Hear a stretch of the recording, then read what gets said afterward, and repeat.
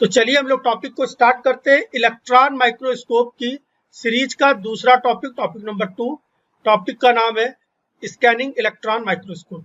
Transmission electron microscope के case में हम लोग क्या देख रहे थे, इसमें हो क्या रहा था, ट्रांसमिशन इलेक्ट्रॉन माइक्रोस्कोप के केस में क्या चल रहा था कि पर्टिकुलर कोई इलेक्ट्रॉन किसी एटम को या किसी सैंपल को ट्रांसमिट कर दे रहा था और वहां पर सैंपल बहुत बहुत ज्यादा थिक होना चाहिए था।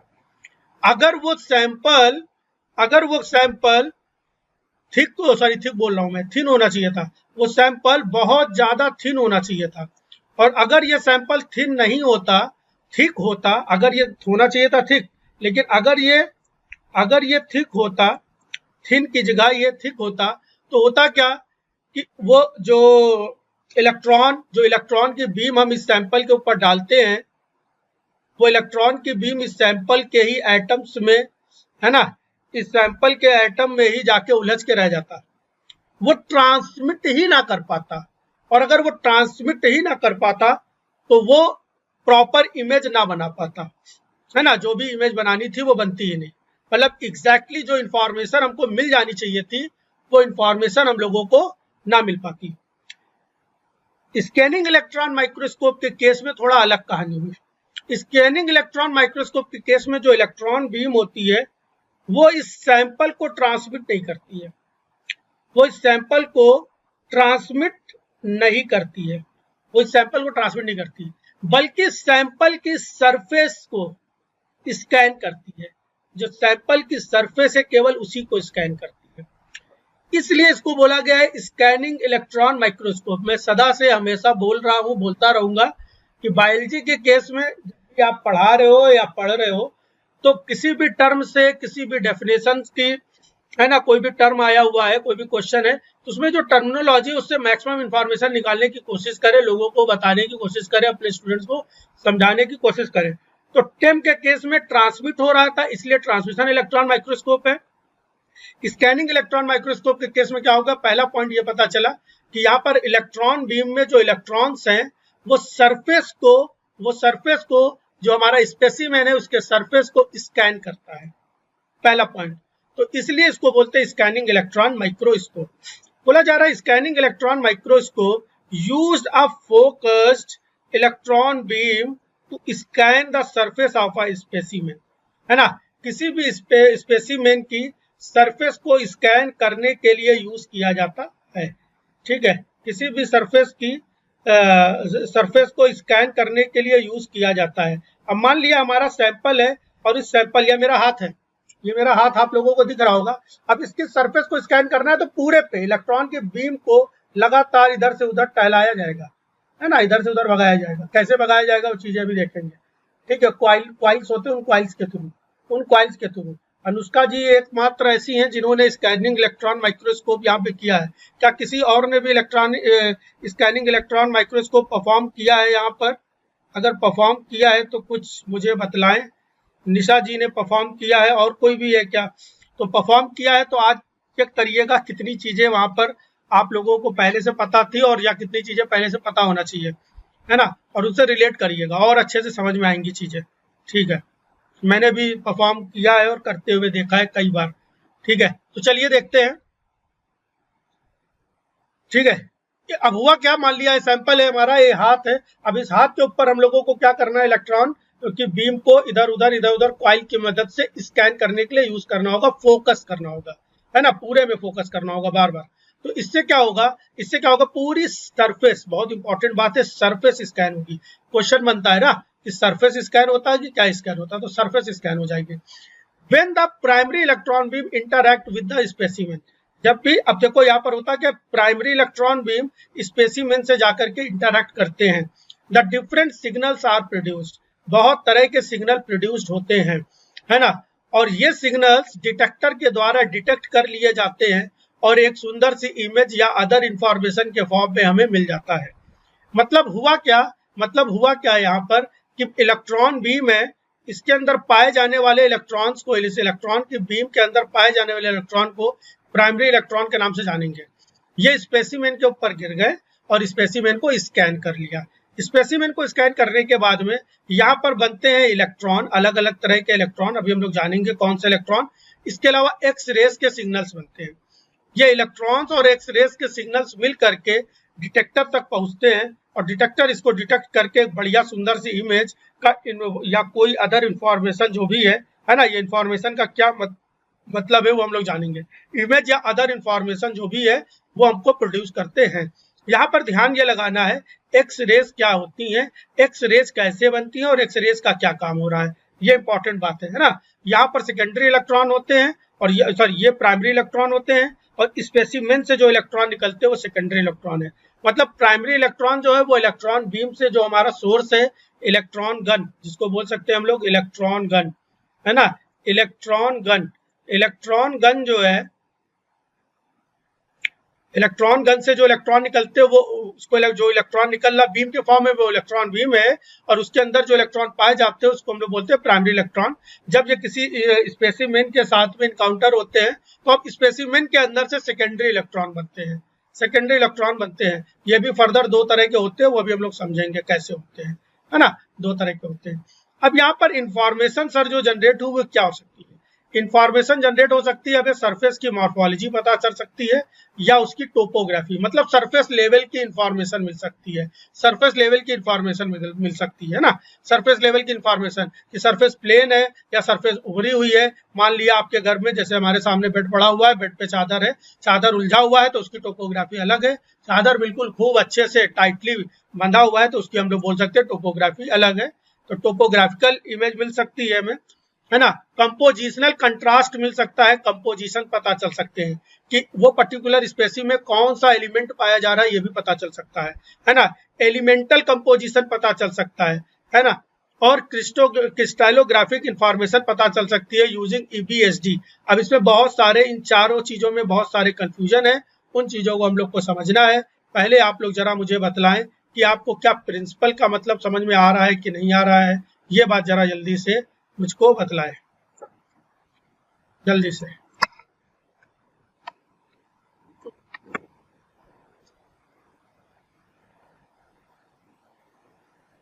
ठीक है, प्रिंसिपल में हमने बताया स्कैनिंग इलेक्ट्रॉन माइक्रोस्कोप है, ठीक है। स्कैनिंग इलेक्ट्रॉन माइक्रोस्कोप से एक इंफॉर्मेशन पता चली कि ये कुछ स्कैन करता होगा। ये क्या करता होगा?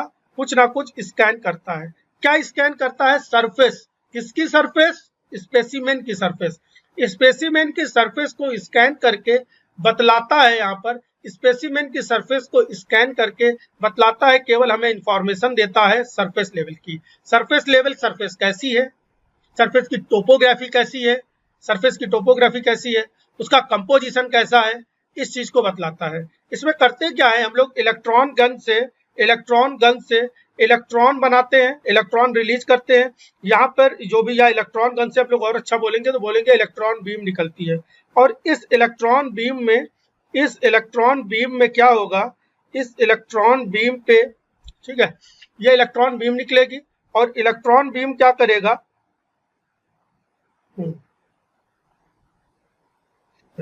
इलेक्ट्रॉन बीम यहाँ पर क्या करने वाला है, इलेक्ट्रॉन बीम स्कैन कर, इस इलेक्ट्रॉन बीम के अंदर पाए जाने वाले इलेक्ट्रॉन्स को हम लोग प्राइमरी इलेक्ट्रॉन कहेंगे। और ये प्राइमरी इलेक्ट्रॉन क्या करेंगे, सरफेस पे गिरेंगे, जो सरफेस है हमारी स्पेसिमेन के उसके सरफेस पे गिरेंगे और सरफेस पे गिर करके उसके अंदर से सेकेंडरी इलेक्ट्रॉन जनरेट करेंगे। और सेकेंडरी इलेक्ट्रॉन क्या करने वाला है, सेकेंडरी इलेक्ट्रॉन क्या करेगा, अपने अंदर से खूब सारी इंफॉर्मेशन इमेज को जनरेट करने में मदद करेगा। थोड़ी थोड़ी बातें समझ में आ गई होंगी, थोड़ी थोड़ी और बातें अभी समझ में आ जाएंगी, कोई बहुत बड़ा इशू नहीं है ना। बहुत सारी बातें, अभी तो कुछ नहीं समझ में आया, अभी तो मौज आ जाएगी। आप खाली 45 मिनट पढ़ के बैठिए शांति से, पूरा मौज आ जाएगी। आपको लगेगा कि हाँ, स्कैनिंग इलेक्ट्रॉन माइक्रोस्कोप में इतना सारा है, बहुत सारा कंसेप्ट है यहाँ पर, चीजें समझिए अभी। चलिए, अब हम लोगों ने यहाँ तक बात जान लिया। अब बेसिक इंस्ट्रूमेंटेशन देखते हैं। अभी ये चीजें नहीं समझ में आई होंगी, ये चीजें समझ में नहीं आई हैं, हमको पहले से पता है।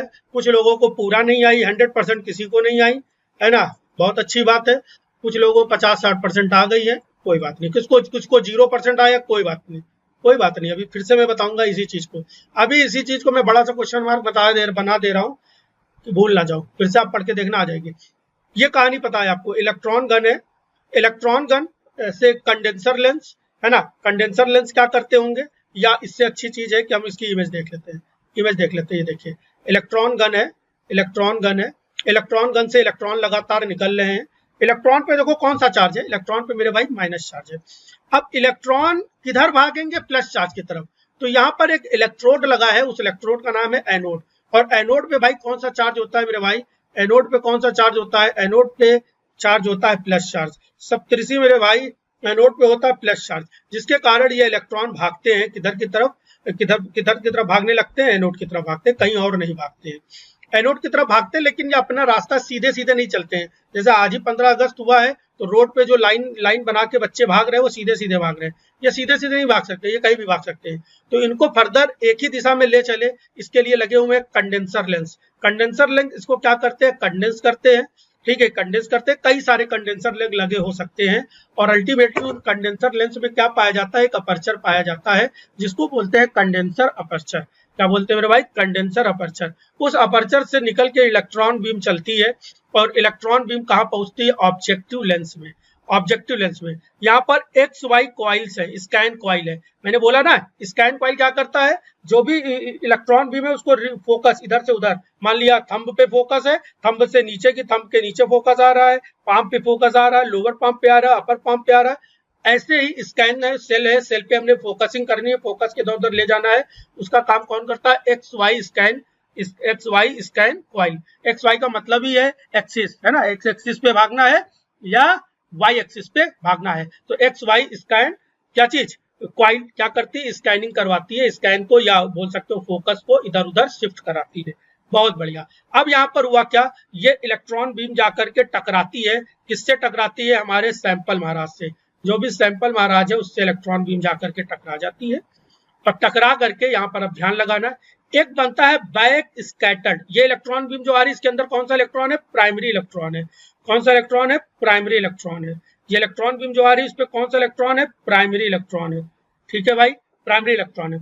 अब ये इलेक्ट्रॉन बीम जाकर के टकराने वाली है सैंपल पे, ये इलेक्ट्रॉन बीम जाकर के टकराने वाली है सैंपल पे, ठीक है, सैंपल पे टकराने वाली है, ठीक है। और यहां से निकलते हैं बैक स्कैटर्ड इलेक्ट्रॉन डिटेक्टर, मतलब एक इलेक्ट्रॉन निकलता है बैक स्कैटर्ड इलेक्ट्रॉन, ठीक है। दूसरा इलेक्ट्रॉन निकलता है सेकेंडरी इलेक्ट्रॉन्स, सेकेंडरी इलेक्ट्रॉन्स। तो दो तरह के इलेक्ट्रॉन निकले, एक निकला बैक स्कैटर्ड इलेक्ट्रॉन और दूसरा निकला है सेकेंडरी इलेक्ट्रॉन, सेकेंडरी इलेक्ट्रॉन, ठीक है, बैक स्कैटर्ड इलेक्ट्रॉन और सेकेंडरी इलेक्ट्रॉन, ठीक है। इसके अलावा निकलती है एक्स रेज। अब सारा का सारा कंसेप्ट बनता है कि सर ये सेकेंडरी इलेक्ट्रॉन क्या है, सर ये बैक स्कैटर्ड इलेक्ट्रॉन क्या है, पूरा कंसेप्ट इसमें बनता है। और ये एक्स रेज क्या होती है, सारी की सारी बातें इसी के ऊपर अब डिपेंड करती हैं।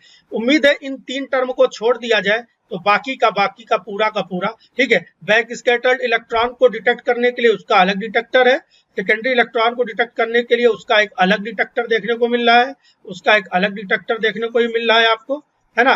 बैक स्कैटर के लिए एक अलग डिटेक्टर लगा होगा, एक्स रे के लिए एक अलग डिटेक्टर लगा होगा, सब अलग अलग डिटेक्टर लगे हैं। सारे डिटेक्टर मिल करके एक बढ़िया सुंदर सी इमेज बनाते हैं और बहुत सारी इंफॉर्मेशन देते हैं, ठीक है।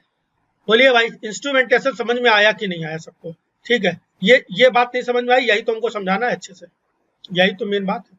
बताइए अनुष्का जी और निशा जी बतलाएं, क्या आपको बैक स्कैटर्ड इलेक्ट्रॉन और सेकेंडरी इलेक्ट्रॉन का मतलब पता है क्या, और एक्स रेज कहाँ से निकली, इसका क्या काम है, कैसे बनती है एक्स रेज। यहाँ पे दुनिया में एक्स रेज से नहीं मतलब है, यहाँ पे एक्स रेज कैसे बनती हैं, अनुष्का जी को पता है, निशा मैम बतलाएं जरा।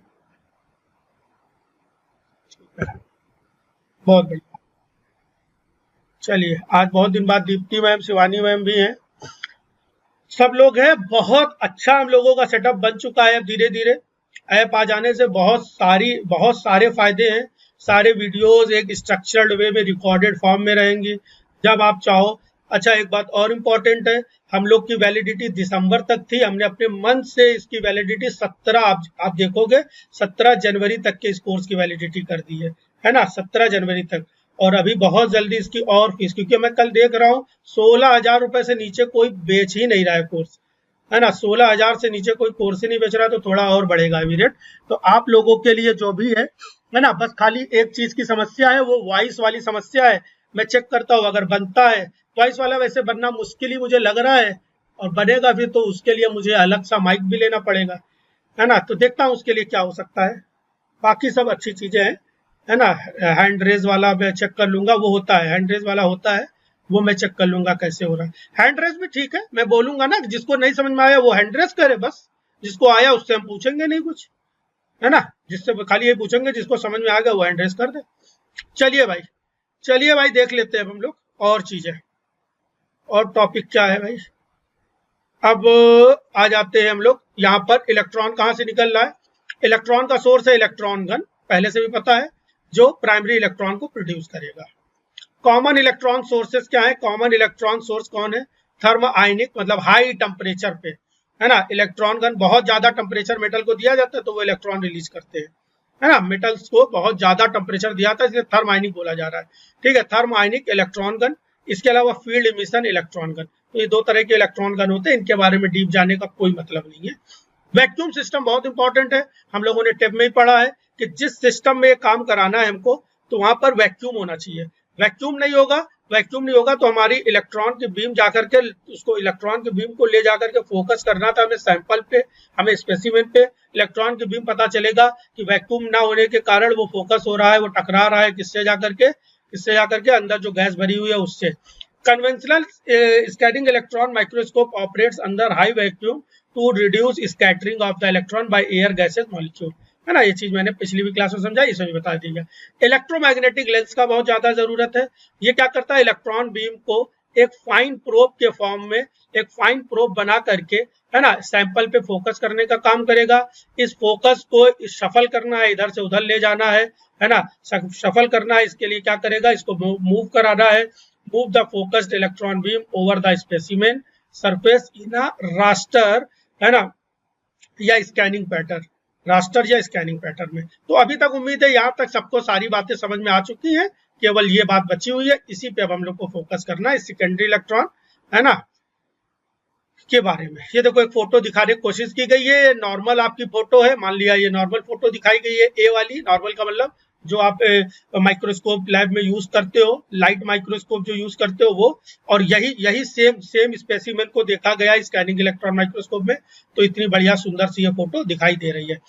एक इंपॉर्टेंट बात ये है कि ये फोटो आपको दिख रही है 3D, ये फोटो आपको सबको 3D दिख रही है ना, 3D दिख रही है। लेकिन ध्यान ये लगाना, ये है फोटो एग्जैक्टली 2D, ये फोटो होती है 2D, लेकिन देखने में 3D लगती है, देखने में 3D लगती है। ये लाइन आप लोग रिकॉर्ड कर लो, बार बार 1000 बार समझ लो कि कोई क्वेश्चन आएगा कि स्कैनिंग इलेक्ट्रॉन माइक्रोस्कोप की इमेज कैसी होती है, तो वो होती है 2D। ध्यान लगाना, देखने में लगती है 3D, देखने में लगती है 3D, ये बात आप ध्यान लगाना। तो ऑप्शन अगर आएगा तो मेरे हिसाब से वो 2D रहना चाहिए, 2D ही रहना चाहिए। और एक इंपॉर्टेंट बात है, बहुत सारे एग्जाम्स में, सब बातें पहले जान लो, बहुत अच्छे अच्छे एग्जाम्स में इसको वो 3D माने हैं, बट अच्छी बुक्स में, अब पता नहीं इसको किसी ने क्लेम करा है कि नहीं किया, बुक्स में लिखा हुआ है कि ये 2D है ना, बुक्स में लिखा हुआ है ये 2D होता है, और ये देखने में 3D लगता है। ये देखने में ये एक तरह का इल्यूजन पैदा करता है, जिसके कारण देखने में 3D लगता है। जैसे यहाँ पर भी 3D लग रहा है, but is a type of 2D image. 2D क्यों है, ये जानने के लिए आपको भी स्कैनिंग का कंसेप्ट पढ़ना पड़ेगा। एक और इम्पॉर्टेंट बात है कि सर यहाँ पर इलेक्ट्रॉन की जो बीम है, इलेक्ट्रॉन की जो बीम है, वो सरफेस को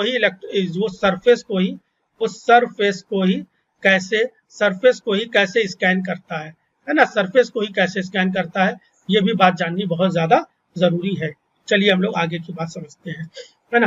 बोल रहा है कि जब इलेक्ट्रॉन स्पेसिमेन से इंटरेक्शन करता है तब क्या होता है।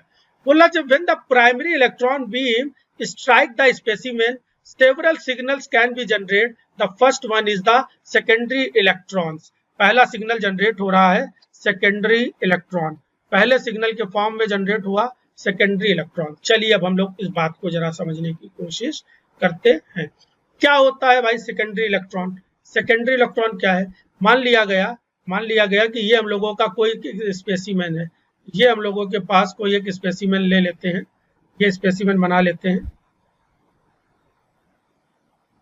ठीक है, ये स्पेसिमेन है। अभी ये थिक है या थिन है उसके बारे में नहीं ध्यान दे रहे हैं ज्यादा, अभी कुछ चीजों के बारे में हम लोग ज्यादा ध्यान नहीं दे रहे हैं। अभी ये थिक है या थिन है इस चीज के बारे में हम लोग ध्यान नहीं दे रहे हैं। ठीक है, तो ये हो गया आपका स्पेसिमेन। अब इस स्पेसिमेन पे आकर के टकराने जा रहा है इलेक्ट्रॉन बीम। तो जब इस स्पेसिमेन पे इलेक्ट्रॉन की बीम आकर के टकराती है ऐसे, ठीक है, ये इलेक्ट्रॉन की बीम आके टकराई, इसके पास इलेक्ट्रॉन्स है, तो ये इलेक्ट्रॉन क्या करते हैं, ठीक है, एक इनइलास्टिक इंटरैक्शन कराते हैं। ठीक है, इनइलास्टिक इंटरैक्शन कराते हैं, इनइलास्टिक इंटरैक्शन कराते हैं, है ना। होता क्या है, इनइलास्टिक इंटरैक्शन कराते हैं,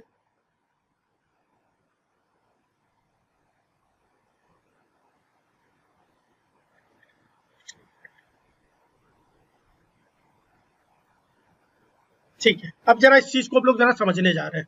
देखो होता क्या है, इस बात को जरा आप लोग बहुत ध्यान से समझना। एक इंपॉर्टेंट कंसेप्ट इस तरह से समझो, कोई एक एटम होता है, उसके पास होता है न्यूक्लियस छोटो सा, और उस न्यूक्लियस के चारों तरफ इलेक्ट्रॉन चक्कर लगाते हैं, और इलेक्ट्रॉन जहां चक्कर लगाते हैं उनको सेल्स बोलते हैं, है ना। आप लोग का इतने से ही काम चल जाएगा, सेल्स बोल के ही काम चल जाएगा। और सेल्स को अगर आप चाहो तो सब सेल में फर से तोड़ सकते हो, तो उनको सेल्स बोलते हैं। बहुत सुंदर सा हमने बिल्कुल सुंदर सर्कुलर स्ट्रक्चर बनाया है, मान के चलते हैं। ठीक है, अब इन सेल्स का नंबर होता है, बेसिक केमिस्ट्री समझिए। इन सेल्स को बोलते हैं K shell, L shell, M cell.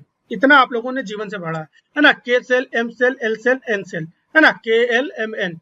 जैसे हम लोग के से एल एम एन, अगर हम लोग के से एन की तरफ भागे तो क्या हम लोग ये बोल सकते हैं कि सर हम लोग इन से आउट की तरफ भाग रहे हैं, है ना, इन से, या न्यूक्लियस से भागना शुरू किए हैं सर? बोलिए भाई, क्या हम लोग इसको बोल सकते हैं कि हम लोग न्यूक्लियस से भागना शुरू किए हैं? क्या कोई समस्या है? के से पहले अगर हम लोग बोलते हैं कि यहाँ पे न्यूक्लियस होता है तो कोई दिक्कत, कोई गुस्ताखी तो हो नहीं रही है? सबको बात समझ आ रही है? जैसे हम लोग के से एल, एल से एम, एम से एन की तरफ बढ़ते हैं, धीरे धीरे इससे होता क्या है कि एनर्जी लेवल बढ़ता है, सेल का एनर्जी लेवल बढ़ता है, सेल का एनर्जी लेवल बढ़ता है, सेल का एनर्जी लेवल बढ़ता है। तो मतलब अगर यहाँ पर कोई एक इलेक्ट्रॉन पाया जा रहा है, जरा हम इलेक्ट्रॉन को डिस्ट्रीब्यूट करने की कोशिश करते हैं, इलेक्ट्रॉन को डिस्ट्रीब्यूट करने की कोशिश करते हैं। एक इलेक्ट्रॉन यहाँ रखते हैं, एक इलेक्ट्रॉन यहाँ रखते हैं, एक इलेक्ट्रॉन यहाँ रखते हैं। इस तरह से इलेक्ट्रॉन को हम लोग थोड़ा सा, बहुत ज्यादा थोड़ा सा डिस्ट्रीब्यूट करने की कोशिश करते हैं, है ना। ऐसे ही इलेक्ट्रॉन यहाँ पे रखते हैं थोड़ा सा, है ना। होता क्या है, अभी इलेक्ट्रॉन कितने होते हैं, 2, 8, हम ज्यादा वो केमिस्ट्री नहीं पढ़ाने जा रहे हैं। ठीक है, केमिस्ट्री नहीं पढ़ा रहे हैं। ठीक है, ऐसे कुछ हुआ, ऐसे कुछ हुआ, अब समझो। अब होता क्या है, इलेक्ट्रॉन्स ऐसे ही अंदर भी होते हैं। मान लिया यहाँ पर 8 कर ले, 1, 2, 3, 4, 5, 6, ठीक है, बड़ी समस्या है, लोग कहेंगे यार गलत पढ़ा रहा है, 8 कर दे रहे हैं। अभी भी गलत हो रहा है क्योंकि सारे इलेक्ट्रॉन इक्वल डिस्टेंस में होना चाहिए। केमिस्ट्री नहीं पढ़ा रहा हूँ मैं, आपको कुछ और सिखाना चाह रहा हूँ। ठीक है, अब हो क्या रहा है, यहाँ पर अंदर भी 2 इलेक्ट्रॉन कर ही देते हैं जब लगे हाथ। अब जब बाहर से इलेक्ट्रॉन आता है तो इलेक्ट्रॉन के पास क्या होती है, अपनी खुद की कुछ एनर्जी होती है। बाहर से इलेक्ट्रॉन आ रहा है, ये बाहर से इलेक्ट्रॉन चला आ रहा है, ये देखिए रेड कलर का। और ये एटम कहाँ पाया जा रहा है, ये एटम पाया जा रहा है, ये एटम पाया जा रहा है, कहाँ पे पाया जा रहा है मेरे भाई, ये एटम पाया जा रहा है स्पेसिमेन की सरफेस पे। स्पेसिमेन के अंदर क्यों नहीं पाया जा रहा है, वो भी जान सकते हैं, वो भी जानेंगे। अंदर पे भी तो इलेक्ट्रॉन हो सकते हैं, अंदर पे भी तो एटम होते हैं। मतलब अगर स्पेसिमेन को देखे तो ऐसे ही बना होगा, एटम एटम एटम, खूब ढेर सारे एटम, है ना। एटम्स की खूब सारी लेयर ही तो बनी होगी, हजारों लाखों एटम्स की लेयर ही तो बनी होगी एटम, तब जाकर के मोटा सा एक मोटू सा बन गया होगा, है ना। तो एटम पाया जा रहा है। हमने एक एटम उठा के सरफेस का देखा, उसके अंदर ऐसा कुछ दिख रहा है। अब उसके ऊपर जब इलेक्ट्रॉन आकर के कोलाइड करता है, इलेक्ट्रॉन आकर लड़ता है, तो कोलिजन कई तरह का होता है, कोलिजन कई तरीके का होता है। वो करता क्या है, वो मान लिया इस इलेक्ट्रॉन पे आके टकराया, तो अब जब इस इलेक्ट्रॉन पे आके टकराया तो इस इलेक्ट्रॉन ने क्या किया, ये इलेक्ट्रॉन यहां से हो जाएगा गायब, ये इलेक्ट्रॉन यहां से होगा गायब, है ना, निकल के आ जाएगा बाहर। ये इलेक्ट्रॉन, ये आया कौन सा, इस बीम में कौन सा इलेक्ट्रॉन है, इस बीम में है सर प्राइमरी इलेक्ट्रॉन, है ना। सप्तऋषि भाई बात समझिए, इस बीम में है प्राइमरी इलेक्ट्रॉन। और प्राइमरी इलेक्ट्रॉन आकर के या तो यहाँ पे टकरा जाए, या तो यहाँ पे टकरा जाए, कहीं भी टकरा सकता है, वो कहीं पे भी टकरा सकता है, इससे कोई मतलब नहीं है। लेकिन जनरली अपर सरफेस या बोल सकते हो सरफेस पे ही टकराता है। मान लिया यहाँ पे टकराया तो ये इलेक्ट्रॉन यहाँ से निकल के हो जाएगा रफू चक्कर। कहाँ निकला? रफू, और रफू का हो गया चक्कर, है ना। या यहाँ से छोड़ देते हैं और अंदर निकाल के देख लेते हैं। मान लिया यहाँ से निकल गए, यहाँ से इलेक्ट्रॉन निकल गया, यहाँ से इलेक्ट्रॉन आकर के टकराया और ये इलेक्ट्रॉन यहाँ से हो चुका है कहाँ? रफू चक्कर। ये इलेक्ट्रॉन की बीम आकर के यहाँ टकराई और ये इलेक्ट्रॉन निकल गया बाहर। क्या हुआ? ये इलेक्ट्रॉन निकला क्यों? ये इलेक्ट्रॉन निकला क्यों मेरे भाई? क्योंकि इस इलेक्ट्रॉन के अंदर बहुत सारी एनर्जी है। इस इलेक्ट्रॉन के अंदर बहुत सारी एनर्जी है। इस एनर्जी को इसने दे दिया, इसके अंदर बहुत ज्यादा एनर्जी आ गई, इसके अंदर बहुत सारी एनर्जी आ गई, तो इलेक्ट्रॉन ने क्या कर दिया? इस सेल को छोड़ के बाहर निकल गया। अब इस सेल को छोड़ के बाहर निकल गया तो हम ये क्या इलेक्ट्रॉन बाहर की ओर दिखा दें? बिल्कुल सर दिखा सकते हैं कि ये इलेक्ट्रॉन अब यहाँ से निकल के कहाँ निकल चुका है? बाहर निकल चुका है। अब ये इलेक्ट्रॉन जो बाहर आया है, अब ये जो इलेक्ट्रॉन बाहर आया है, हम लोग अब इस इलेक्ट्रॉन को क्या बोलने जा रहे हैं? हम लोग इस इलेक्ट्रॉन को बोलने जा रहे हैं कि this is a secondary electron. ये कैसा है? Secondary electron. बोलिए मेरे भाई, बात सबको समझ में आ रही कि नहीं आ रही है? ये एक हो गया सेकेंडरी इलेक्ट्रॉन। हमने क्या बोला? ये इलेक्ट्रॉन आया, इससे कोलाइड किया, इससे टकराया। जब टकराया तो इसका एनर्जी लेवल, इसमें इसके कोलिजन में, इस कोलिजन के कारण क्या हो रहा है? एनर्जी लेवल जो है, एनर्जी लेवल घट जाएगा और इसका एनर्जी लेवल बढ़ेगा, जिसके कारण ये इस एनर्जी सेल को छोड़ के बाहर निकल जाएगी। ठीक है, सबको इतनी बात समझ में आ रही है कि नहीं आ रही है? जल्दी बताएं, सब लोग बताएं। ठीक है, ये जो इलेक्ट्रॉन बना इसको हम लोग बोलते हैं, इस इलेक्ट्रॉन को बोलते हैं सेकेंडरी इलेक्ट्रॉन। तो सेकेंडरी इलेक्ट्रॉन पर चला गया। अब इस सेकेंडरी इलेक्ट्रॉन का एक डिटेक्टर है, वो इस सेकेंडरी इलेक्ट्रॉन को डिटेक्ट कर लेगा। वो इस सेकेंडरी इलेक्ट्रॉन को डिटेक्ट करेगा और डिटेक्ट करके इमेज बनाएगा। कैसी इमेज बनाएगा, क्या बनाएगा, वो बात की बात है ना। अब मान लेते हैं इस इलेक्ट्रॉन में बहुत ज्यादा एनर्जी थी, वो इससे टकराया, हो सकता है वो अब इससे भी टकरा जाए इसके बाद, है ना, या इससे भी टकरा जाए, कहीं भी टकरा सकता है। डिपेंड करता है उसके अंदर कितनी एनर्जी है, डिपेंड करता है उसके अंदर कितनी एनर्जी है ना, डिपेंड करता है वो कितनी एनर्जी है। खूब सारे ग्लास ऐसे रखे हुए थे, खूब सारे ऐसे हमने ग्लास रख दिए थे हजारों, और एक बॉल हमने फेंकी, हजारों ग्लास रख दिए, एक बॉल हमने फेंकी। अब वो बॉल हो सकता है एक ग्लास पे टकराए, 2 पे गिराए, 10 पे टकरा सकता है, किसी पे टकरा सकता है। जिसपे टकराएगा उसको गिरा देगा, उसको लुढ़का देगा, अलग कर देगा, वही कहानी है। अब हुआ क्या, अगर ये यहाँ से चला गया यहाँ, अब एक बार हम लोग काम करते हैं, इस वाले इलेक्ट्रॉन को यहाँ से अलग कर देते हैं। ये देखिए भैया नजारा, ये इलेक्ट्रॉन जा रहा है, गयो इलेक्ट्रॉन, देखो फिर से लाके दिखा रहा हूं मैं आपको। ये इलेक्ट्रॉन आया और ये इलेक्ट्रॉन गयो। सब लोग ध्यान दे दो, है ना, सब लोग रंगोली जी का ध्यान दे रही कि नहीं बतलाए जरा। ये इलेक्ट्रॉन गयो, ये देखो गयो।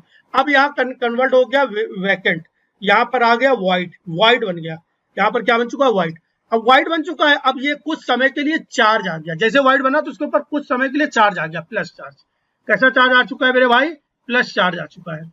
अब प्लस चार्ज आ चुका है तो इसको चाहिए इलेक्ट्रॉन, है ना। कुछ समय के लिए इस एटम पे हम लोग बोल सकते हैं कि सर पॉजिटिव चार्ज आ चुका है। अब ये पॉजिटिव चार्ज आ चुका है तो इसको चाहिए इलेक्ट्रॉन। होता क्या है कि अब ये वाला इलेक्ट्रॉन, अच्छा हमको ये बताइए, ये जो ग्रीन वाला है, हम ग्रीन वाला बना रहे, ग्रीन वाला, उसकी एनर्जी ज्यादा है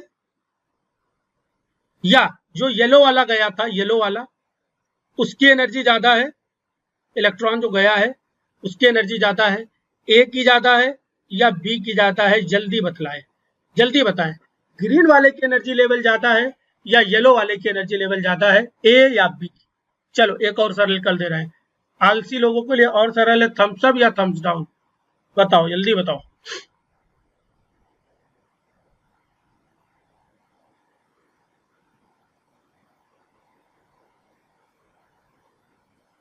ए है या बी है?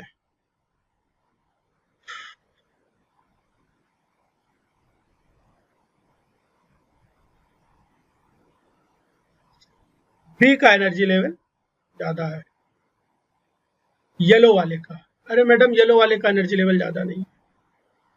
अरे मैडम जी ऐसा नहीं है, ध्यान दीजिए, मैंने पहले लिखवाया है कि ये के सेल है, इसका एनर्जी लेवल ज्यादा है, इसका और ज्यादा है, इसका बहुत ज्यादा है।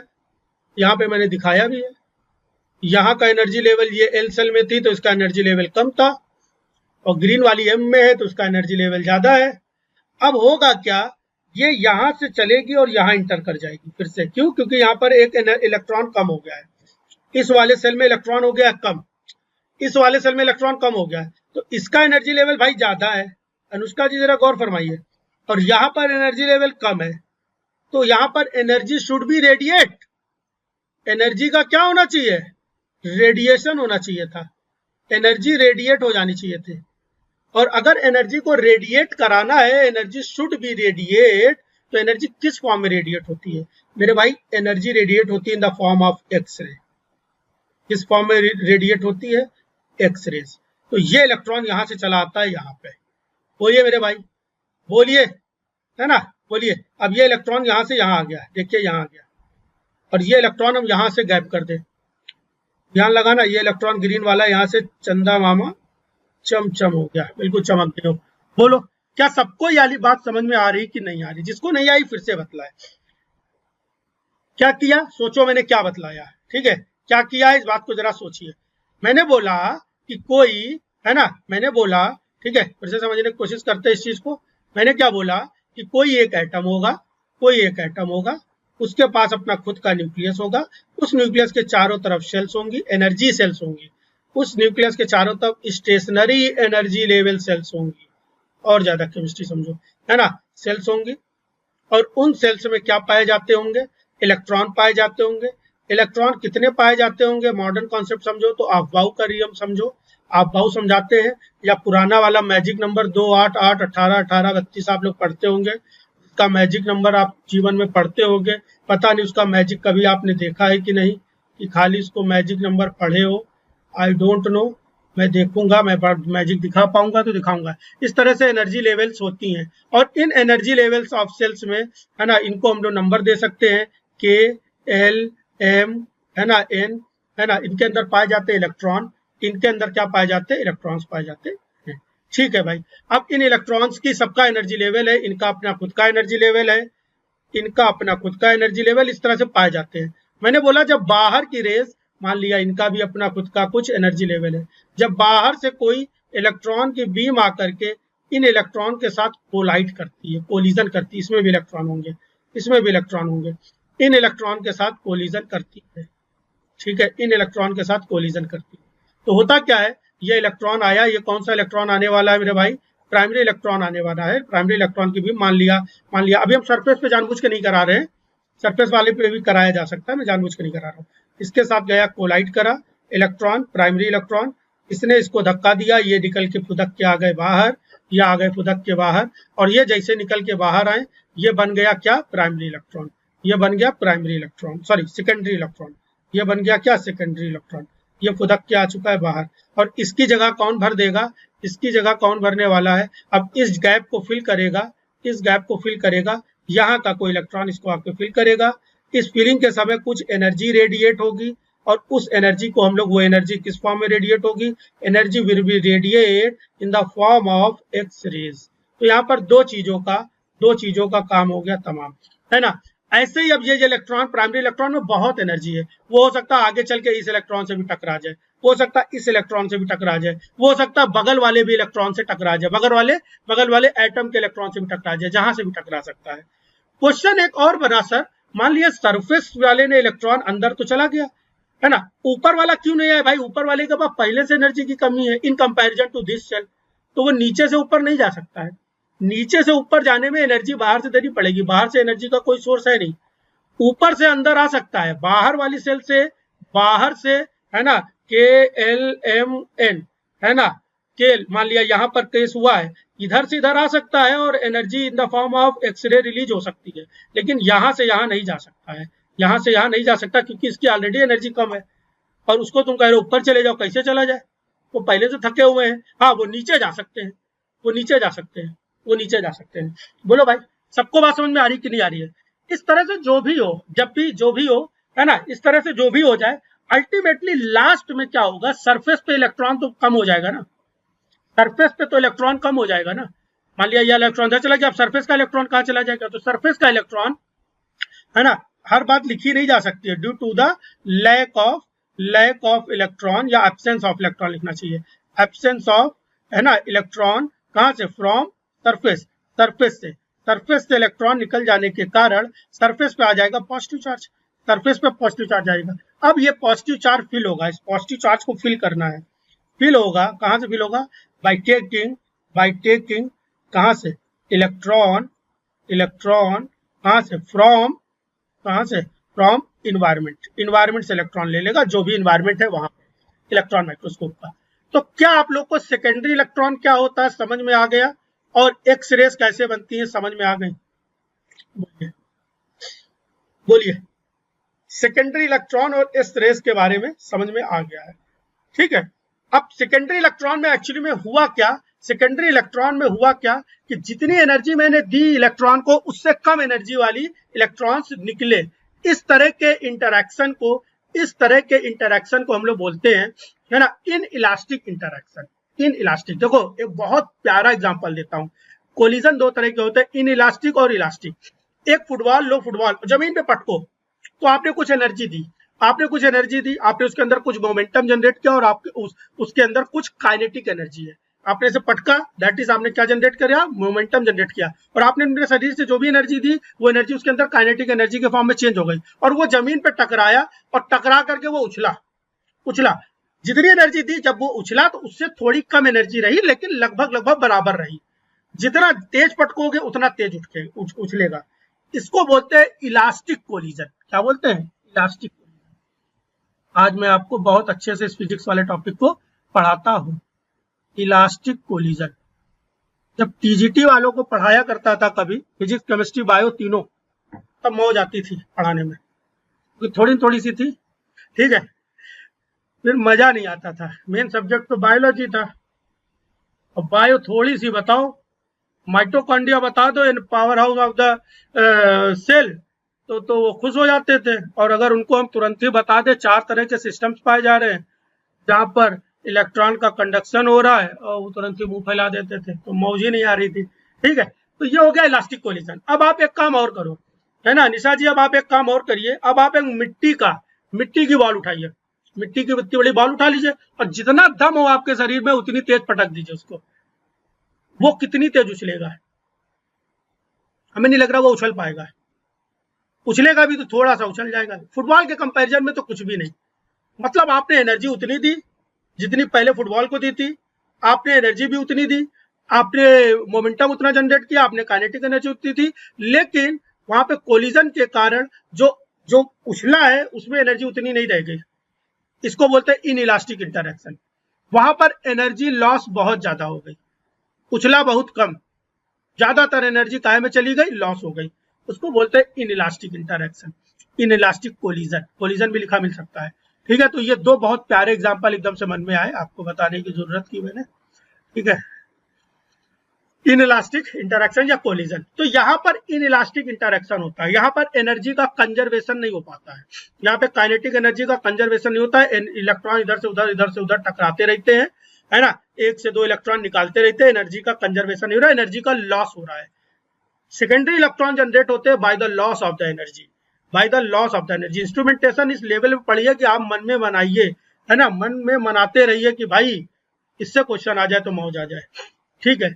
Loss of the primary electron with specific atom. Secondary electron क्या करते हैं? अब ये सेकेंडरी इलेक्ट्रॉन होता क्या है, जरा ध्यान लगाओ। बहुत बढ़िया कोई टॉपिक आया। अगला पॉइंट बहुत प्यारा है, बहुत मजेदार है। क्वेश्चन ये आया कि सर ये केवल स्कैनिंग जो हुई, जो स्कैनिंग हो रही है वो सरफेस पे ही क्यों हो रही है, वो अंदर क्यों हो रही है? चलिए भाई, क्या इलेक्ट्रॉन बीम के अंदर इतनी दम नहीं है कि वो अंदर वाले इलेक्ट्रॉन्स पे भी जा सके, अंदर के भी लेयर्स के भी इलेक्ट्रॉन पे जा सके? बोलिए, ये मैं जो बोल रहा हूँ सब फील कर पा रहे हो ना? हमारा जो भी सैंपल है, मोटू सा सैंपल है, उसमें ये बढ़िया सुंदर से एटम लगे हुए हैं, उन एटम के पास अपने इलेक्ट्रॉन है। ये इलेक्ट्रॉन क्यों नहीं निकल गए? ये लेयर है, ये लेयर बना रहा हूं मैं, है ना, ये लेयर हम लोग बनाने की कोशिश कर रहे हैं, ऐसे, ठीक बात है। तो ये हो गई सरफेस, ये हो गई आपकी सरफेस पे इस लेयर पे स्कैनिंग चल रही। इसको थोड़ा नीचे कर लेते हैं, इसको थोड़ा सा नीचे कर लेते हैं, चलिए इसको थोड़ा सा नीचे, ठीक है। अब ये हो गई सरफेस पे जब इलेक्ट्रॉन बीम आके टकराती है, ठीक है, सरफेस पे इलेक्ट्रॉन बीम आके टकराई, यहाँ पे इधर से टकराई, प्राइमरी डाला, अब तो आपको और आसान लग रहा है। सेकेंडरी निकला, कृतिका जी बतलाएं, सेकेंडरी इलेक्ट्रॉन निकला। कृतिका जी बतलाएं, और अनुष्का जी मैं कल आपको कॉल करूंगा, ठीक है। आपका टाइम मैनेजमेंट में दिक्कत हो रही है। अनुष्का जी ने अच्छा सा मैसेज किया कि उनको टाइम मैनेजमेंट में समझ में नहीं आ रहा कैसे करना है। कल हम लोग कॉल करेंगे, कॉल करके देखते हैं कैसे मैनेज किया जा सकता है टाइम। इस तरह से और भी लोगों को, मतलब यह सब भी सुविधाएं हैं ठीक है। टाइम मैनेज नहीं हो पा रहा है, कोई यूनिट में दिक्कत, कृतिका जी को एक यूनिट में दिक्कत आ रही है, उनको टारगेट दिया है एग्जाम तक कम से कम 4 मुटकी वाली रफ भर देनी है, प्रैक्टिस कर करके, प्रैक्टिस कर करके। प्रैक्टिस में लैंग्वेज नहीं लिखना है, सेल सिग्नलिंग का केवल फ्लो चार्ट बनाना है। सेल सिग्नलिंग के कुछ टॉपिक रह गए, मैं सिखाऊंगा कैसे बनाना, मैं सिखा चुका हूँ, इस बार और स्पेसिफिकली सिखाऊंगा आपको। अब मान लो ये प्राइमरी इलेक्ट्रॉन जो था, इलेक्ट्रॉन वो अंदर चला गया, यहां चला गया, बात समझिए, यहां से इलेक्ट्रॉन निकला, यहां से भी सेकेंडरी इलेक्ट्रॉन निकलेगा, समझो। अब ये सेकेंडरी इलेक्ट्रॉन पता चला इस आइटम से टकरा गया, यहां से फिर एक और इलेक्ट्रॉन निकला, पता चला वो इस आइटम से टकरा गया, यहां तक टकराते टकराते एनर्जी का इतना लॉस हो गया कि अब ये बाहर ही नहीं निकल पाए। और अगर बाहर इलेक्ट्रॉन नहीं निकला तो क्या वो डिटेक्टर तक पहुंचेगा? नहीं पहुंचेगा, और डिटेक्टर तक नहीं पहुंचेगा तो इंफॉर्मेशन नहीं मिलेगी। इसलिए स्कैनिंग इलेक्ट्रॉन केवल सरफेस को ही स्कैन कर पाता है। इसका यह मतलब ये नहीं हुआ कि प्राइमरी इलेक्ट्रॉन केवल सरफेस तक पहुंचता, वो पहुंचता अंदर भी है, लेकिन अंदर से निकलने वाले सेकेंडरी इलेक्ट्रॉन सरफेस को पार करके डिटेक्टर तक आ नहीं पाते हैं। बोलिए सबको ये बात समझ में आ रही कि नहीं आ रही है? कितना प्यारा कॉन्सेप्ट है ना? बहुत प्यारा कॉन्सेप्ट है। सभी लोग बतलाएं, ठीक है। दीक्षा जी बतलाएं, दीक्षा जी को समझ में आ रहा कि नहीं आ रहा? चलिए, तो एक टॉपिक ये भी खत्म हुआ कि produce mainly through the inelastic interaction. Inelastic का मतलब ये होता है कि एनर्जी का लॉस, जो उछले ना, जो खींचे ना, है ना। जैसे आप ऐसे रबड़ खींच रहे हो तो खींच रहा है, इलास्टिक खींच रहे हो, जितनी ताकत उतना खींच रहा है। फुटबॉल जितनी ताकत उतना उछल रहा है, दैट इज रटना नहीं है, मैं इसीलिए बोल रहा हूँ, रटना नहीं है। फुटबॉल जितनी ताकत से पटकोगे, फुटबॉल नहीं है, बॉल पटक दो, जितनी ताकत पटकोगे उतना तेज उछलेगा, है ना, दैट इज इलास्टिक। लेकिन मिट्टी का, बालू का, रेत का बॉल पटकोगे वो नहीं उछलेगा, दैट इज इनइलास्टिक। क्यों नहीं उछला? क्योंकि बालू में आपने ताकत नहीं दी क्या? मिट्टी वाले में ताकत नहीं दी क्या?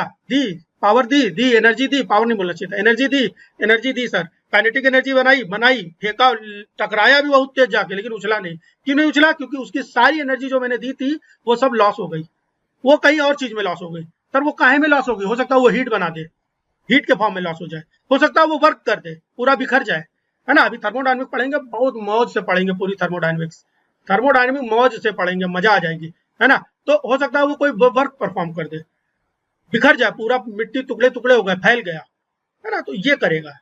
बोलिए भाई, चलिए। इनइलास्टिक इंटरैक्शन ऑफ द, क्यों कहा गया ये मतलब है। दूसरी चीज बोल रहा है स्कैनिंग सेकेंडरी इलेक्ट्रॉन सरफेस की मॉर्फोलॉजी, इसीलिए सरफेस की मॉर्फोलॉजी बतलाता है, अंदर की नहीं, है ना। टोपोग्राफी मैं चाहे जितना समझा दूं, जो भी 22 लोग हैं वो आगे पीछे, मैं मान के चलता हूँ सब लोग ईमानदारी से आगे पीछे वीडियो देख लेते होंगे।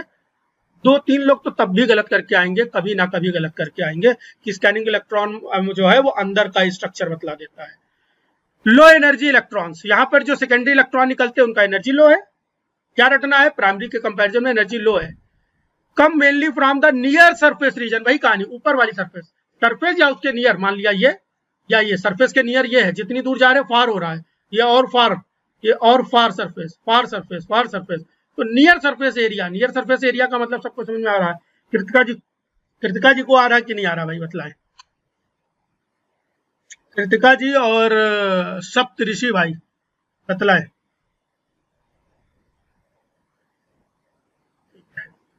ठीक है भाई। और एक बात बहुत इंपॉर्टेंट है, बायोकेमिस्ट्री क्लास स्टार्ट होगी। अगर जो भी लोग सुन रहे हैं, अभी बायो इसको यूट्यूब पे अपलोड कर दूंगा मैं, जो भी लोग सुन रहे हैं अगर उनकी प्रीवियस क्लास छूट गई है किसी कारणवश, तो अगली क्लास वो तभी अटेंड करेंगे जब प्रीवियस पढ़ लेंगे। और जिनकी प्रीवियस छुट्टी होगी उन पे मैं उतना फोकस नहीं करूंगा, मैं पूछ लूंगा कि उन्होंने पढ़ लिया कि नहीं पढ़ लिया तो मैं गारंटी लेता हूँ अगली क्लास समझ नहीं आएगी, बिल्कुल नहीं समझ में आएगी, ठीक है। इसलिए प्रीवियस क्लास को जरूर देख लेंगे, या तो लाइव में या तो रिकॉर्डेड, जैसे भी हो। Give excellent surface details, information पता है आप लोग को। मोर स्कैनिंग, अब देखो वही कहानी, ज्यादा, अब जितने सेकेंडरी इलेक्ट्रॉन निकलेंगे, दो निकल रहे हैं सेकेंडरी इलेक्ट्रॉन, या 200 निकल रहे हैं, या 2000 निकल रहे हैं, या 2 लाख निकल रहे हैं, इट डजंट मैटर।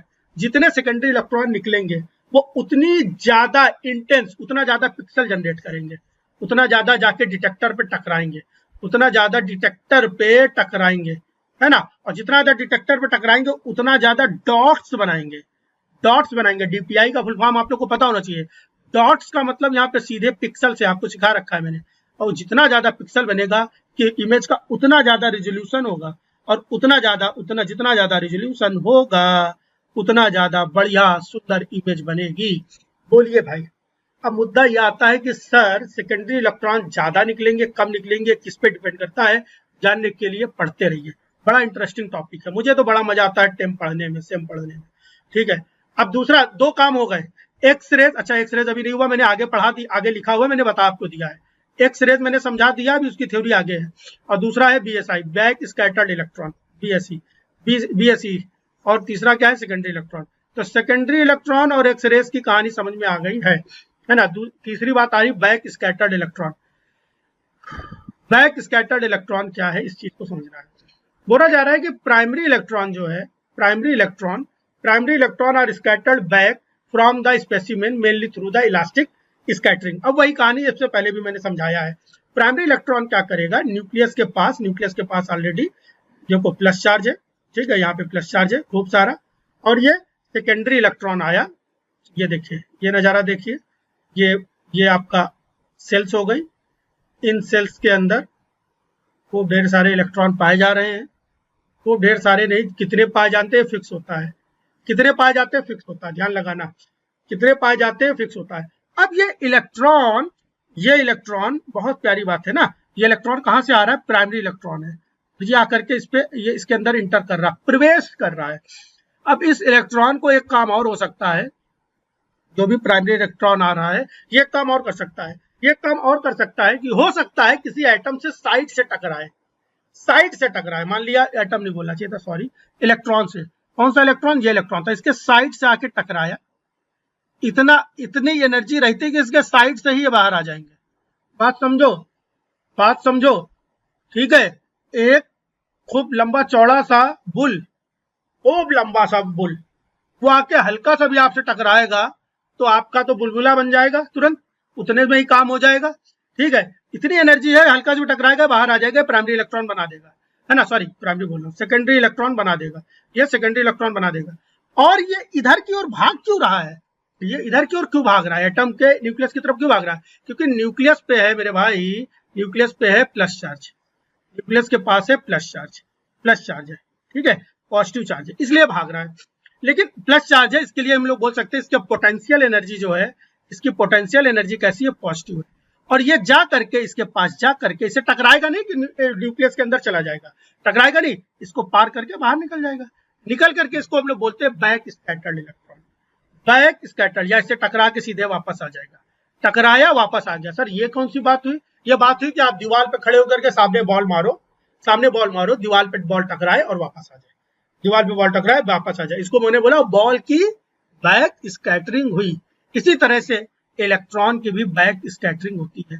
तो जो इलेक्ट्रॉन बीम है, जो इलेक्ट्रॉन बीम के अंदर प्राइमरी इलेक्ट्रॉन है, वो तीन तरह का नेचर शो करते हैं, या तो वो सेकेंडरी इलेक्ट्रॉन बनाते हैं, या तो वो बैक स्कैटरिंग इलेक्ट्रॉन बनाते हैं, और या तो वो एक्सरेज बनाते हैं। ये तीनों अलग अलग तरह की, इन तीनों के अलग अलग डिटेक्टर हैं, इनका अपना डिटेक्टर है, इनका अपना अलग डिटेक्टर है, अभी हमने आपको दिखाया इंस्ट्रूमेंटेशन में, इनका अपना अलग डिटेक्टर है और इनका अपना अलग डिटेक्टर है, सबका अपना सेपरेट डिटेक्टर होता है और सब अलग अलग तरह की इंफॉर्मेशन को डिस्प्ले करते हैं।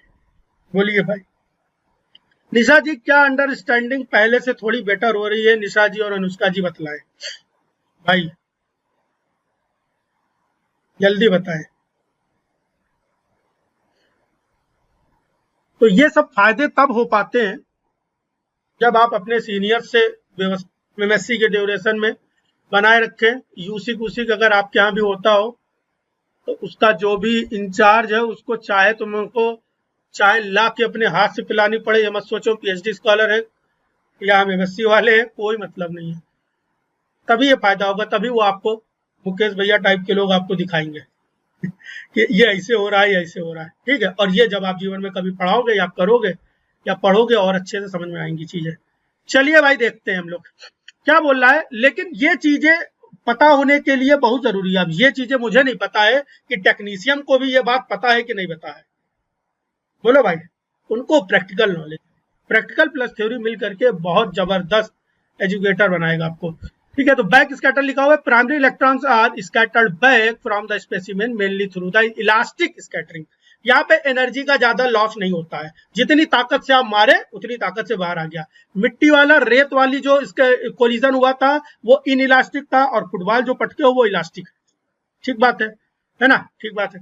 हेयर मोमेंटम एंड ये बहुत प्यारी लाइन लिखी हुई है, मोमेंटम और kinetic energy of the electron remain nearly conserve, है ना। मैंने बुक में देखा है, बुक में लिखा हुआ है कंजर्व, कंजर्व नहीं होना चाहिए था, नियरली कंजर्व। थोड़ा बहुत लॉस तो होगा मेरे भाई, थोड़ा सा तो लॉस होगा, थोड़ा सा तो लॉस होने वाला है। तो नियरली कंजर्व, ये लगभग लगभग थोड़ा बहुत कंजर्व रहता है ना, थोड़ा बहुत लॉस तो होना ही है। बीएससी, बीएससी क्या होगा, है ना। बीएससी का मतलब क्या हो रहा है, बैक स्कैटर्ड इलेक्ट्रॉन। ये क्या करता है, कंपोजिशनल या एटॉमिक नंबर कंट्रास्ट बता देता है। ये बहुत प्यारी बात है। ये कैसे बता देता है, ये बता देता है कि जो एटम है वो कौन सा एटम है। अब देखो होता क्या है भाई, अब होता क्या है, इस चीज को जरा समझो। मान लिया कोई भी एटम हुआ,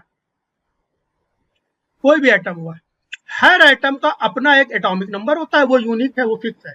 हर एटम का नहीं, हर एलिमेंट के एटम का, हर एलिमेंट के एटम का, हर एटम का नहीं, किसी भी एक एलिमेंट के एटम का अपना खुद का एटॉमिक नंबर होता है, जिसको हम लोग जेड से रिप्रेजेंट कर देते हैं।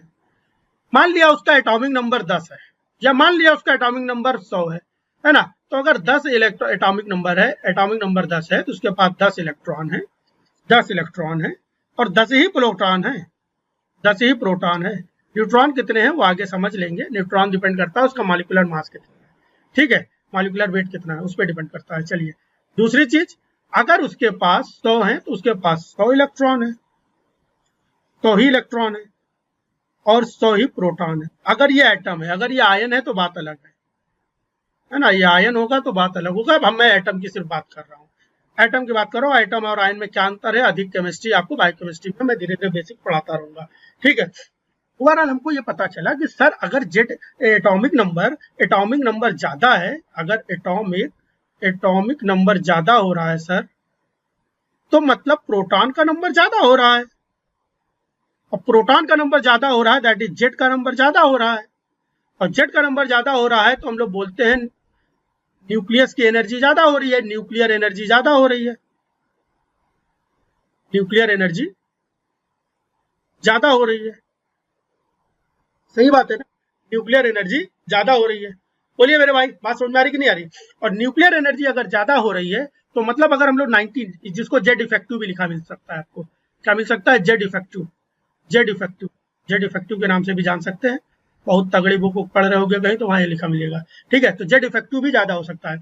अब अगर जेड इफेक्टिव ज्यादा होगा, अब मान लिया किसी का एटॉमिक नंबर 98 है और किसी का एटॉमिक नंबर 100 है, तो हमको बताओ जेड इफेक्टिव ज्यादा किसका होगा, सर 100 का ज्यादा होगा, 98 का कम होगा।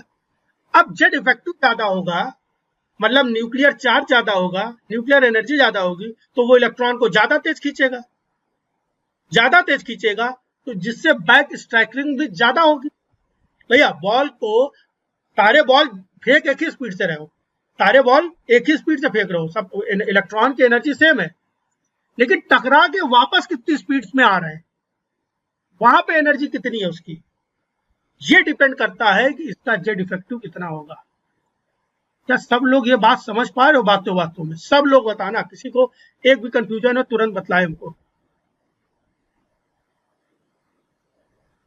बताए भाई, अनुष्का जी सब लोग एक एक लोग बतलाए भाई, तभी हमको लगेगा कि हाँ मैं ठीक पढ़ा रहा हूँ, मैं बहुत दम लगा के मैं पढ़ा रहा हूँ, मुझे पता है कितना दम लग रही है। आप लोग नहीं लगा रहे हो दम, एक ऐप में जुड़ने में तो 3 दिन लगा दियो, 3 दिन मेरा खराब कर दिया, कहाँ दम लगा रहे हो, कुछ नहीं। जिंदगी भर ये हम लोगों हमको गिला रहेगा आप लोग से, ठीक है। और हम उस ऐप में एंट्री कराने के लिए 170 कराने के लिए काका कर दिए है, ये नहीं समझ पाओगे आप।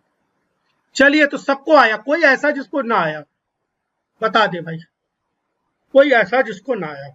एक बार फिर से लास्ट कंक्लूड करके देख लेते हैं 4 लाइन में 2 मिनट में। इलेक्ट्रॉन बीम है, इसको प्राइमरी इलेक्ट्रॉन बोल सकते हैं, इलेक्ट्रॉन गन से निकला, एटम पे जाके टकराया। अब हम एटम की इतनी बड़ी फोटो नहीं बना रहे। एक कहानी ये हो सकती है कि वो उस एटम से सेकेंडरी इलेक्ट्रॉन निकले, है ना। इसका एनर्जी लेवल जो है, इसका एनर्जी लेवल मान लिया 101 मान लिया, शुभ शुभ सावन चल रहा है, 101 मानते हैं आज हम लोग, ठीक है। और इससे एनर्जी निकली, सेकेंडरी इलेक्ट्रॉन निकला, सेकेंडरी इलेक्ट्रॉन निकला और इसका एनर्जी लेवल इससे बहुत कम रहेगा, मान लिया 91 मान लिया, ठीक है। और भी कम, जितना आपको कम लगे मान लो। तो एक तो सेकेंडरी इलेक्ट्रॉन निकला। सेकेंडरी इलेक्ट्रॉन की गैप को फिल करने के लिए, गैप को फिल करने के लिए बाहर से अंदर की ओर इलेक्ट्रॉन आया। हाई एनर्जी सेल से लो एनर्जी सेल, जहां पर इलेक्ट्रॉन कम हो गया था वहां से इलेक्ट्रॉन आया, है ना। और उसने क्या किया, उसने अपनी एनर्जी को लॉस किया। एनर्जी का जो लॉस हुआ in the form of X-ray, ये कंक्लूड हुआ एक्सरे। और तीसरी चीज, ये इलेक्ट्रॉन डायरेक्टली जा करके बैक स्कैटर्ड भी हो सकती है। बैक स्कैटर्ड जहां पर भी वॉइड मिलेगा, एटम में बहुत सारा वॉइड है। बैक स्कैटर का मतलब ये नहीं कि टकरा के सीधे सीधे मुंह पे आके टकराएगा, ऐसे मारे ऐसे मेरे मुंह पे टकराएगा, ऐसा नहीं है। टकरा के वो पार भी निकल सकता है, वो न्यूक्लियस से ऐसे भी निकल सकता है, ऐसे पास से आते आते ऐसे। लास्ट क्लास में बताए थे, इसको बोलते हैं इलास्टिक, इसको बोलते हैं इलास्टिक स्कैटरिंग, ठीक है। तो 3 तरह की स्कैटरिंग हो चुकी है। अब तीनों तरह की, यहाँ पर 3 तरह से इलेक्ट्रॉन का रिप्रेजेंटेशन या इलेक्ट्रॉन 3 तरह का नेचर शो कर सकता है। एक एक्सरे, दूसरा सेकेंडरी इलेक्ट्रॉन, तीसरा बैक स्कैटरिंग, ठीक है। अब देखते हैं यहाँ पर क्या बोल रहा है। बैक स्कैटरिंग क्या कर रहा है, मैंने आपको एक चीज और सिखा दिया कि ये एटम का एटॉमिक नंबर जितना ज्यादा होगा, जितना ज्यादा होगा उतना ज्यादा सेकेंडरी इलेक्ट्रॉन भी बनेंगे।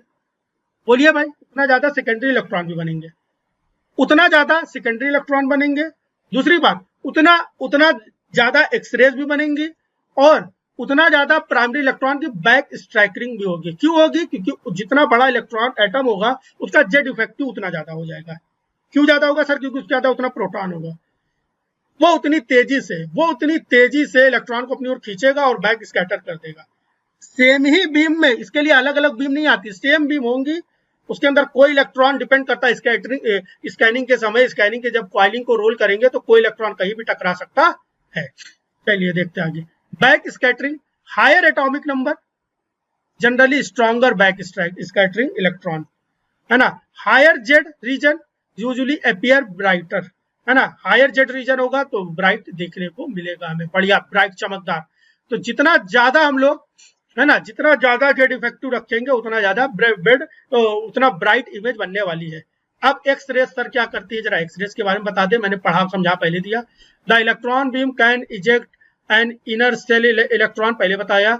हायर एनर्जी सेल, ध्यान ये लगाइयो, हायर एनर्जी सेल की मैंने बात करी, बार बार मैं, देखो कितना इसको मैं मार्क कर रहा हूं, है ना। चाहे जितना खतरनाक क्वेश्चन पूछे, क्या ही पूछेगा, अब क्या पूछेगा वो टेम के बारे में। Higher energy shell then falls into a vacancy and release the energy difference as an X-rays. Characteristic X-rays elemental identification. अब एक बात और ध्यान लगाना कि अलग अलग कैरेक्टर के जो एलिमेंट्स होंगे उनकी जो एक्सरेज बनती है, उनका एक्सरेज की एनर्जी, मान लिया कि कोई एक एटम है, कोई एक एलिमेंट है ना, उसका एटॉमिक नंबर कितना है या उसका साइज कितना है, उसका एटॉमिक रेडियस या एटॉमिक नंबर रख लेते हैं अभी, साइज वाइज के नहीं, 99 है और एक का है 87, है ना। तो इसका साइज अलग होगा, इसका साइज अलग होगा। जब साइज अलग होगा तो एनर्जी लेवल में अंतर आएगा, है ना। नंबर ऑफ इलेक्ट्रॉन अलग है, एनर्जी लेवल में अंतर आएगा। तो जब एक एनर्जी सेल से दूसरे एनर्जी सेल में जाएंगे तो उसमें भी जो एनर्जी रेडिएट होगी वो भी एक कैरेक्टरिस्टिक फीचर देगी और वो उससे हम लोग एलिमेंट का आइडेंटिफिकेशन कर सकते हैं। ये एलिमेंटल आइडेंटिफिकेशन में बड़ी मदद करता है ना। तो कोई एक कंपाउंड किस एलिमेंट से मिलकर बना है, ये भी हम लोग सेम के थ्रू पता कर सकते हैं, ध्यान लगाना।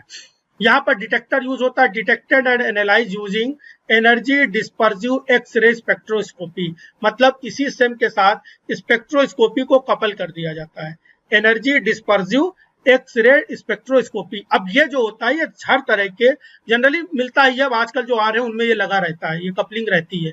अब आपने जिनमें जिस सेम का यूज किया है उसमें ये कपल था कि नहीं था, आप लोग बतलाएं हमें, कपल था कि नहीं था। हाँ ठीक है, तो उसमें एक कपलिंग रहती है, ठीक है भाई। इंपॉर्टेंट सिग्नल इंफॉर्मेशन, यहाँ पर सिग्नलिंग इंफॉर्मेशन फिर से बताता हूँ यही इंपॉर्टेंट बात है। सेकेंडरी इलेक्ट्रॉन जो होते हैं वो सरफेस की मॉर्फोलॉजी और टोपोग्राफी बतलाते हैं। बैक स्कैटर्ड इलेक्ट्रॉन हमको कंपोजिशन बतलाते हैं, है ना। और एलिमेंट कैरेक्टर एक्सरे क्या बतलाता है, एक्सरे क्या बतलाता है, जब स्पेक्ट्रोस्कोपी ईडीएक्स या ईडीएक्स के साथ जुड़ा होता है तो एलिमेंटल कंपोजिशन बतलाने का कार्य करता है। ठीक है। सैंपल प्रिपरेशन उसी तरह से है, सैंपल प्रिपरेशन उसी तरह से है। बोला जा रहा है for the conventional scanning electron microscope biological sample generally cleaning, सबसे पहले सैंपल आप क्लीन करिए, उसको फिक्स करिए, उसको डिहाइड्रेट करिए और उसको ड्राई करिए। अब यहाँ कंफ्यूज मत होना, डिहाइड्रेट और ड्राई में क्या अंतर भी बता देंगे आपको। फिर कंडक्टिव कोटिंग करिए, ये बड़ी इंपॉर्टेंट बात है, ये बहुत इंपॉर्टेंट बात है। कंडक्टिव कोटिंग करिए और फिर सेम को ऑब्जर्व कर लीजिए, जो भी सेम है उसके अंदर ऑब्जर्व करिए। तो सैंपल कैसे करेंगे, पहले फिक्स करेंगे, सैंपल को पहले अच्छे से साफ कर ले, फिर सैंपल को फिक्स करेंगे। Preserve the structure of the specimen, fixation कैसे होगा, जो भी स्पेसिमेन है उसके स्ट्रक्चर को प्रिजर्व करेगा। वाटर को रिमूव करेंगे through the graded solvent, generally ethanol वगैरह यूज करते हैं, है ना। ऐसा सॉल्वेंट यूज करेंगे जो क्या करना है, जो क्या करे वाटर को एलिमिनेट कर दे। तो मान लिया इथेनॉल है, मान लिया कि हमने क्या कर दिया, रिमूव वाटर। जो भी हमारा सैंपल है उस सैंपल के अंदर क्या पाया जा रहा है, उस सैंपल के अंदर वाटर पाया जा रहा है, उस सैंपल के अंदर वाटर पाया जा रहा है। समझो भाई होता क्या है, उस सैंपल के अंदर वाटर पाया जा रहा है। मान लिया सैंपल है हमारा और उस सैंपल में वाटर है, पहले से ही सैंपल में क्या है, वाटर है, सैंपल में वाटर है। हमने इसको हम लोग क्या करते हैं, इसको इथेनॉल से जोड़ देते हैं, इथेनॉल से ट्रीट कराते हैं। इथेनॉल से ट्रीट कराने पे सर ऐसा क्या होता है कि वाटर उड़ जाता है। एक्चुअली में इथेनॉल जो होता है बहुत अच्छा सॉल्वेंट है एल्कोहल का, और इथेनॉल एल्कोहल के साथ हाइड्रोजन बॉन्ड भी बना लेता है। इथेनॉल क्या करता है, एल्कोहल के साथ हाइड्रोजन बॉन्ड बनाता है। तो इथेनॉल है, मान लिया उसका फार्मूला है C2H5OH, है ना। ये बहुत प्यारा कॉन्सेप्ट है। और ये क्या करेगा, हाइड्रोजन के साथ, वाटर के साथ हाइड्रोजन बॉन्ड बना लेगा। अब ये इसके साथ जुड़ गया, अब हम इसको छोड़ देते हैं। तो जब इसको छोड़ देते हैं तो इथेनॉल होता है इवेपोरेट। नॉर्मल इथेनॉल लगा के देखो हाथ में, धीरे धीरे हाथ में ठंडा लगेगा, तुम्हें लगेगा उड़ गया। तो जब ये उड़ेगा, है ना, ये जब उड़ेगा तो अपने साथ साथ पानी लेके भी उड़ जाएगा, अपने साथ साथ वाटर को भी ले जाके उड़ जाएगा। तो ये हमने क्या कर दिया, डिहाइड्रेट कर दिया, वाटर का इथेनॉल का यूज करके उसको डिहाइड्रेट कर दिया, है ना। अब हम लोग इथेनॉल का यहाँ पर एक टर्म लिखा हुआ है ग्रेडेड सॉल्वेंट। यहाँ पर सॉल्वेंट कैसा यूज करते हैं, ग्रेडेड का मतलब क्या है कि पहले 10%, फिर 20%, जो भी बने, है ना, 20% इथेनॉल, फिर 40% इथेनॉल, फिर 50% इथेनॉल। एकदम से नहीं करेंगे,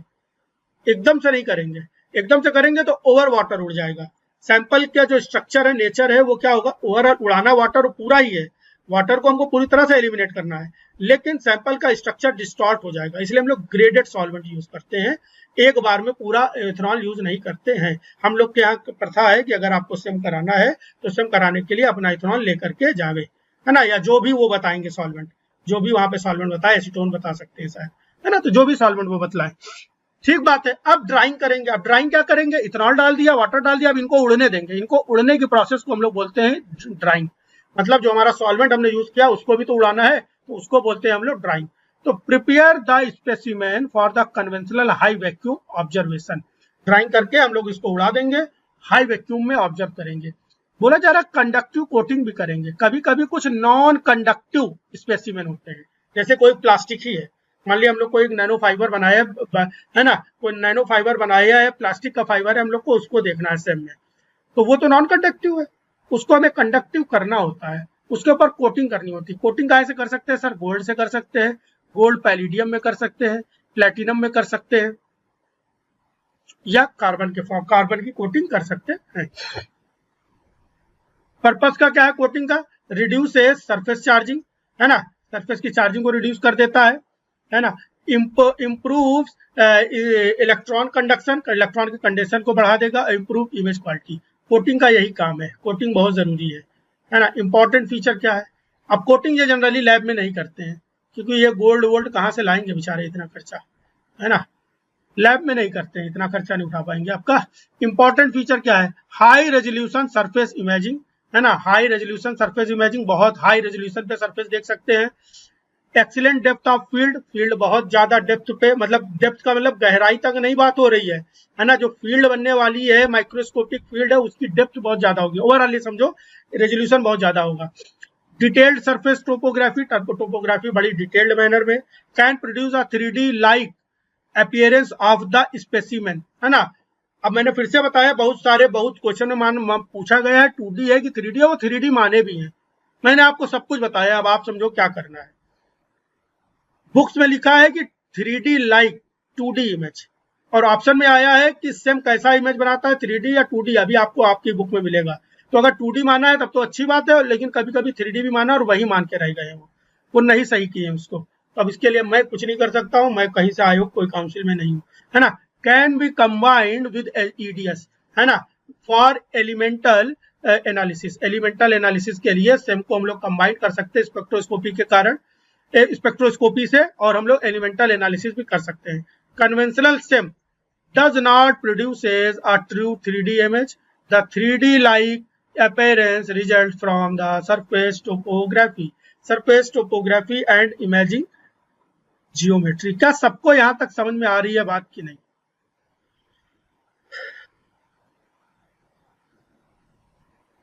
सब लोग बतलाएं भाई, थम्सअप सब नहीं आ रहा है, ये थम्सअप की जो सुविधाएं हैं वो वहां पे नहीं है, वहां पे नहीं पूछूंगा, आप लोग को बोर नहीं करूंगा, परेशान नहीं करूंगा, सिर्फ पढ़ाऊंगा वहां, ठीक है। एप्लीकेशन क्या है? सरफेस की morphology for the biological specimen, micro organism and cell surface studies, tissue and material surface analysis, particle and micro structure analysis, elemental analysis using SEM EDX, है ना। एक सबसे इंपॉर्टेंट पॉइंट यही है कि सेम का यूज करके सरफेस देखते हैं, 3D लाइक 2D इमेज देखते हैं, सब बातों में एक बात है ना। और एलिमेंटल कंपोजिशन अगर हम लोग उसको स्पेक्ट्रोस्कोपी से कपल कर दे तो एलिमेंटल कंपोजिशन भी यूज कर देख सकते हैं। यहाँ पर एलिमेंटल कंपोजिशन देखने का मेन जो कंसेप्ट है, मेन जो प्रिंसिपल है वो कौन है भाई आपका? वो मेन प्रिंसिपल होने वाला है केवल और केवल एक्सरेज, है ना, वो बतलाती है। मटेरियल साइंस, इसका मटेरियल साइंस में बहुत यूज है ना, नैनो टेक्नोलॉजी में बहुत यूज है, एंड बायोलॉजिकल रिसर्च में, बायोलॉजिकल रिसर्च वही लास्ट में हम लोग वही देख के रह गए, बायोलॉजिकल रिसर्च। चलिए भाई, माइक्रोस्कोप की अगर हम लोग बात करते हैं, माइक्रोस्कोप दो तरह के, सेम और टेम, लास्ट में ये जो टेबल है ये बहुत इंपॉर्टेंट है। ये क्या करता है? सेम क्या कर रहा है? 2D with 3D like appearance, 2D image बनाएगा 3D लाइक, ये 2D इमेज बना लाता है। ये इंफॉर्मेशन देता है सरफेस की, मॉर्फोलॉजी की, टोपोग्राफी की, ये इंटरनल और अल्ट्रा स्ट्रक्चर देता है, ठीक है। इसका टिपिकल रेजोल्यूशन 1 से 10 नैनोमीटर होता है, इसका और ज्यादा होता है, तो टेम का रेजोल्यूशन और ज्यादा है ना, सेम के कंपैरिजन में टेम का रेजोल्यूशन और ज्यादा है ना। रीच सब नैनोमीटर, सब नैनोमीटर का मतलब हो रहा पिकोमीटर की बात है, नैनोमीटर को भी तोड़ दो, पिकोमीटर की बात हो रही है ना, तो पिकोमीटर लेवल तक की बात कर सकते हैं। यहाँ पर मैग्निफिकेशन कुछ ये है, इनका मैग्निफिकेशन थोड़ा और ज्यादा है, ऐसा है ना, इनका मैग्निफिकेशन और ज्यादा है। तो इस तरह से अगर हम लोग देखते हैं तो सेम के बारे में बहुत सारी बातें समझ में आ चुकी हैं, ठीक है, बहुत सारी बातें समझ में आ चुकी हैं। तो ये जो क्लास है इसको यहीं तक रखते हैं, सेम होता है कंप्लीट।